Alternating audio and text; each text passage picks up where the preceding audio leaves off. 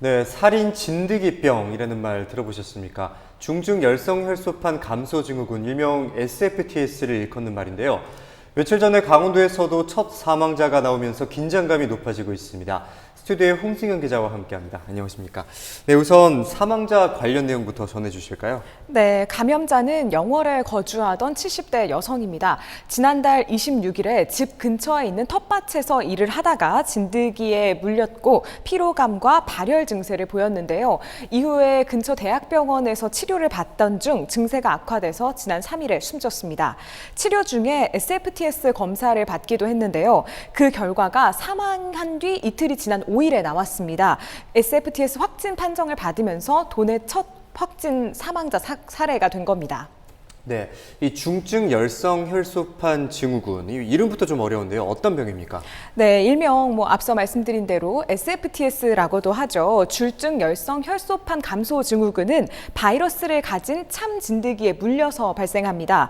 특히 날씨가 따뜻한 4월에서 11월에 참 진드기 활동이 활발해지기 때문에 좀 많이 발생을 하는데요. 야외 활동이 많은 중장년층이나 어르신들에게 주로 걸린다는 그런 특징을 가지고 있습니다. 대표적인 증상이 열입니다. 38도 이상의 고열을 보이고요. 구토나 설사 등 소화기 증상이 나타납니다. 무엇보다 환자들 스스로 이 진드기에 물렸는지 그 여부를 확인하기가 어렵고 증상도 감기와 비슷하기 때문에 좀 초기에 파악하기 쉽지 않다는 점에서 주의가 좀 필요합니다. 네, 그렇다면 또 여기서 한번 짚고 넘어가야 할 것이 지금까지 강원 지역에서 감염된 환자는 총 몇 명입니까? 네, 우선 이 12월 12일 기준으로 확진 판정을 받은 사람은 모두 16명입니다. 화천군이 3명으로 가장 많고 춘천 2명, 원주 2명 등인데요. 대부분이 텃밭에서 일을 하다가 진드기에 물리면서 좀 감염된 것으로 확인됐습니다. 네, 특히나 또 이 감염병이 특히나 주의할 것이 치사율이 굉장히 높다고 하잖아요. 어느 정도입니까? 네, 공식적으로 질병관리본부가 밝힌 치사율은 20%입니다. 감염자 5명 중에 1명이 사망할 정도니까 좀 상당히 높은 편이라고 볼 수 있는데요. 네. 지난해에도 강원 지역에서만 30명이 감염됐고 6명이 숨졌습니다. 네. 전국 단위로 보면 지난해 223명이 감염됐고 41명이 사망했는데요. 좀 통계 하나 더 보면은 SFTS가 처음 발생한 것으로 확인된 2013년부터 2020년 5월까지 모두 1,097명이 감염됐고 216명이 사망했습니다.